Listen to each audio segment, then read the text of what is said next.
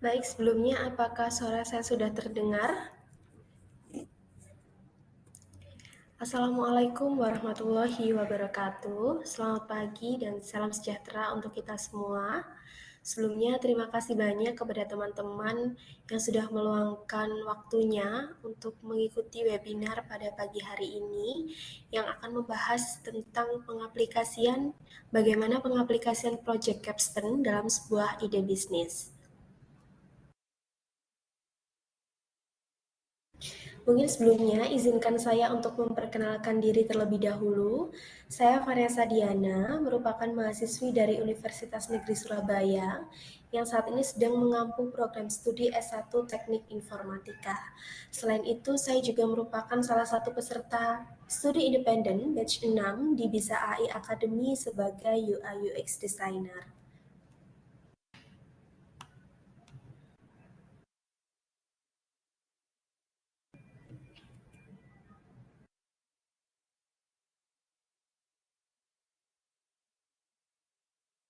Ya, mungkin sebelumnya teman-teman masih banyak yang belum mengerti kira-kira apa sih Project Capstone itu. Nah, saat ini kita akan membahas tentang bagaimana pengaplikasian sebuah Project Capstone dalam ide bisnis. Dimulai dari pengertian dari Project Capstone sendiri, Project Capstone merupakan proyek besar yang biasanya dilakukan di akhir program pendidikan seperti kursus atau program gelar untuk mengintegrasikan dan menerapkan pengetahuan serta keterampilan yang telah dipelajari. Proyek ini sering melibatkan penelitian, analisis, dan implementasi solusi nyata terhadap suatu masalah atau tantangan. Nah, sedangkan pengertian dari ide bisnis sendiri, ide bisnis merupakan gambaran singkat tentang bisnis yang akan dijalankan atau bisa juga respon seseorang atau banyak orang untuk memecahkan sebuah masalah yang teridentifikasi untuk memenuhi kebutuhan. Nah, berikut adalah tujuan dari Project Capstone sendiri. Terdapat 3 poin, yakni yang pertama, integrasi pengetahuan, di mana kita bisa menggabungkan berbagai konsep, teori, dan keterampilan yang telah kita pelajari selama program. Lalu pada poin kedua, adanya pemecahan masalah nyata, di mana kita dapat menghadapi tantangan nyata yang relevan dengan industri atau bidang studi. Lalu yang terakhir adalah pengembangan keterampilan profesional, di mana kita bisa meningkatkan keterampilan dalam manajemen proyek, komunikasi, kolaborasi, dan juga presentasi.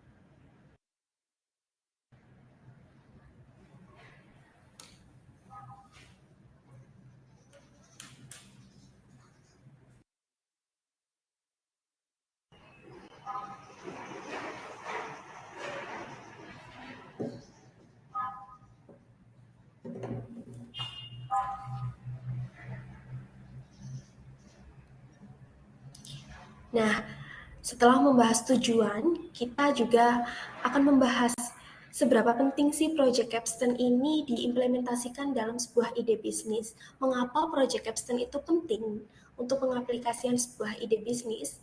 Nah, di sini ada 4 poin, di mana poin yang pertama kita akan membahas tentang validasi ide bisnis, di mana uji kelayakan ide bisnis melalui penelitian dan analisis yang mendalam itu juga termasuk penting.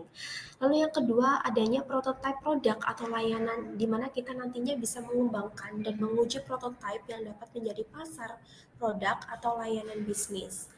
Lalu yang ketiga, adanya rencana bisnis terstruktur di mana kita bisa membuat rencana bisnis yang komprehensif dan didukung oleh data serta analisis.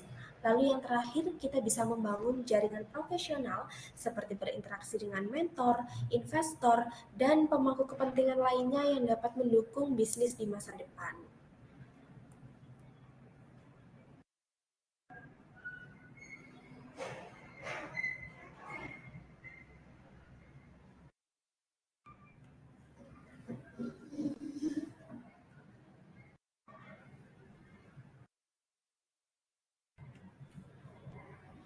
Nah, berikut teman-teman merupakan langkah-langkah pengaplikasian Project Capstone dalam sebuah ide bisnis. Yang pertama, identifikasi masalah atau peluang.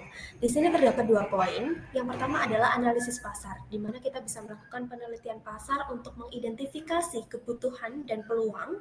Lalu yang kedua ada studi kompetitor, di mana kita bisa menganalisis kompetitor untuk memahami lanskap industri yang menemukan keunggulan kompetitif. Lalu yang kedua ada pengembangan konsep, di mana yang pertama kita bisa ideation atau melakukan brainstorming ide-ide bisnis berdasarkan temuan dari penelitian pasar dan juga studi kompetitor. Lalu yang kedua, pada poin kedua ada feasibility study, di mana kita melakukan analisis kelayakan ide bisnis dari segi teknis, operasional, dan juga finansial. Nah, langkah yang ketiga, kita bisa melakukan perencanaan proyek, seperti melakukan project scope, di mana kita bisa menentukan lingkup proyek dan tujuan spesifik yang ingin dicapai. Lalu kita bisa menentukan timeline, melakukan pembuatan jadwal pelaksanaan proyek dengan milestone yang jelas. Dan yang ketiga ada research allocation, di mana kita bisa melakukan identifikasi sumber daya yang diperlukan termasuk tim, anggaran, dan juga teknologi. Yang keempat, ada implementasi pengujian, di mana terdapat dua langkah atau dua step pada poin tersebut, yakni yang pertama melakukan prototyping, di mana kita bisa mengembangkan prototype produk atau layanan dan uji coba di pasar. Lalu yang kedua ada feedback loop, di mana kita bisa mengumpulkan umpan balik dari pengguna awal untuk melakukan iterasi dan juga perbaikan. Yang kelima, atau poin yang terakhir, adalah kita bisa mengevaluasi dan juga melakukan presentasi, di mana terdapat 3 poin penting dalam langkah tersebut adalah melakukan performance metric, menentukan metrik kinerja untuk mengevaluasi keberhasilan proyek. Yang kedua ada final report, di mana kita membuat laporan akhir yang nantinya mencakup temuan, analisis, dan juga rekomendasi. Dan yang terakhir ada pitch presentation, di mana kita bisa melakukan presentasi hasil akhir, mempresentasikan hasil proyek kepada pemangku kepentingan, termasuk investor potensial. Nah, di sini teman-teman adalah contoh pengaplikasian Project Capstone dalam sebuah ide bisnis. Kita mengambil salah satu studi kasus di mana startup teknologi finansial atau yang sering kita sebut dengan vintage. Nah, yang pertama kita bisa melakukan identifikasi masalah, di mana kita melihat banyak orang di negara berkembang ini tidak memiliki akses ke layanan perbankan tradisional, seperti yang sering kali kita lihat di kehidupan sehari-hari. Lalu yang kedua, adanya penemuan pengembangan konsep, di mana ide yang kita temukan nantinya untuk mengembangkan aplikasi mobile banking yang bisa mudah diakses dan juga bisa mudah diimplementasikan oleh masyarakat. Lalu yang ketiga, adanya perencanaan proyek, di mana nantinya kita membuat roadmap pengembangan aplikasi dengan fokus pada keamanan dan kemudahan pengguna. Lalu yang keempat, pada poin keempat, pengimplementasian atau pembuatan prototipe aplikasi dan melakukan uji coba di beberapa komunitas. Dan pada poin yang kelima adanya evaluasi, di mana kita nantinya mengumpulkan data-data dari pengguna atau umpan balik untuk memperbaiki atau perbaikan fitur dan fungsionalitas. Dan yang terakhir adanya presentasi hasil akhir, di mana setelah penyusunan laporan bisnis nantinya kita melakukan presentasi kepada investor untuk mendapatkan pendanaan. Seperti itu. Nah, ini teman-teman merupakan gambaran dari ide bisnis terbagi menjadi 4 poin, yakni poin yang pertama apa, bagaimana, siapa, dan yang mana. Pada poin apa sendiri kita nanti menentukan sebuah produk atau jasa, kira-kira apa yang akan kita jual atau apa yang akan kita pasarkan kepada masyarakat.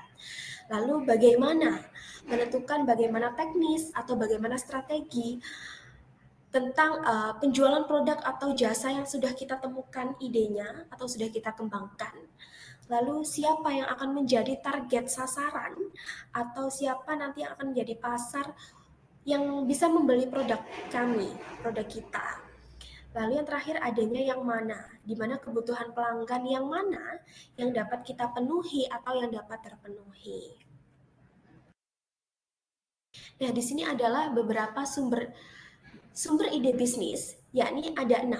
Yang pertama adanya hobi, yang kedua kesuksesan dan kegagalan bisnis, yang ketiga orang lain, yang keempat pengamatan, yang kelima pengalaman kerja, dan yang keenam atau yang terakhir adalah keahlian atau keterampilan. Dalam pengaplikasian Project Capstone pada sebuah ide bisnis, kita juga bisa menentukan how to find a business ID, di mana terdapat 7 poin yang paling penting, yakni adanya ide, yang kedua adanya kepuasan, yang ketiga adanya kebutuhan, yang keempat adanya masalah yang ditemukan, yang kelima ada feature, yang keenam adanya formula, dan yang ketujuh ada pertanyaan yang paling penting. Nah, selain membahas tentang how to find a business ID, kita juga membahas tentang how to get a good ID in business. Di mana kita jangan sampai nantinya bisnis atau ide yang subjektif yang kita sudah temukan dan ketika dieksekusi tidak dapat diterima oleh pasar dan tidak dapat menghasilkan pendapatan yang tidak dapat diimplementasikan dengan baik. Jangan sampai hal tersebut terjadi ketika kita sudah merealisasikan atau sudah menyusun beberapa strategi penting, beberapa pengaplikasian yang sudah kita susun secara rapi, terstruktur. Seperti itu, teman-teman. Mungkin kita sudah berada di ujung materi. Sebelum mengakhiri sesi pemaparan materi pada webinar pagi hari ini, kiranya teman-teman ada pertanyaan, saran, atau sanggahan mungkin bisa disampaikan terlebih dahulu pada kolom komentar atau bisa melakukan open mic.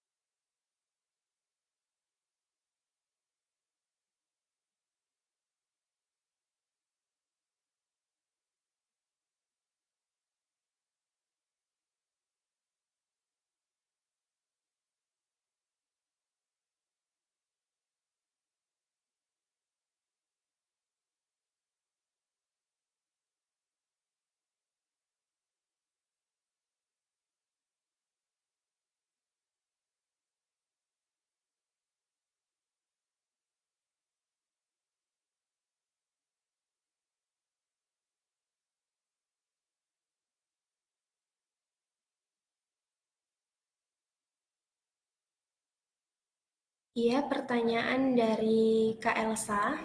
Kak izin bertanya, bagaimana ketika kita sedang melakukan proses analisis pasar ini dapat membantu kita dalam validasi sebuah ide bisnis? Oke, izin menjawab pertanyaan dari Kak Elsa. Mungkin ketika kita melakukan analisis pasar, dapat membantu kita dalam validasi ide bisnis. Yang pertama dengan menyediakan data dan wawasan terlebih dahulu tentang kebutuhan dan preferensi dari konsumen atau dari sebuah tren pasar tersebut, atau ukuran pasar potensial dan juga daya saing yang saat ini sedang ada. Nah, hal ini memungkinkan pengusaha nantinya untuk dapat menilai apakah ada permintaan untuk produk atau layanan yang mereka tawarkan ini dapat menentukan strategi pemasaran yang efektif nantinya dan dapat terrealisasikan atau dapat diimplementasikan dalam sebuah ide bisnis yang akan dikembangkan. Seperti itu Kak Elsa. Mungkin apakah sudah menjawab pertanyaan dari Kak Elsa?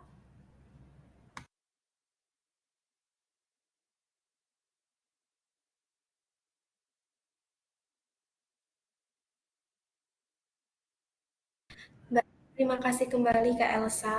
Mungkin dari teman-teman, apakah ada pertanyaan lainnya? Bisa disampaikan pada kolom komentar.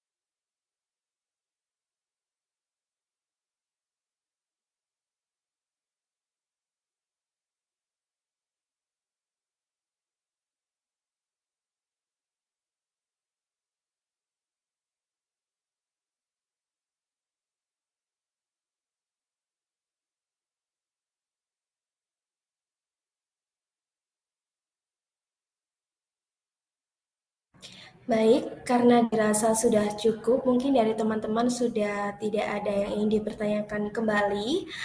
Sebelum mengakhiri sesi webinar pada pagi hari ini, saya mengucapkan terima kasih banyak sebelumnya kepada teman-teman yang sudah meluangkan waktunya untuk hadir pada webinar pagi hari ini dan memperhatikan dari awal sampai akhir serta berpartisipasi dalam webinar ini. Semoga ilmu yang disampaikan nantinya dapat bermanfaat dan juga mohon maaf apabila ada salah kata dan salah pengucapan. Terima kasih, saya akhiri. Wassalamualaikum warahmatullahi wabarakatuh dan selamat pagi.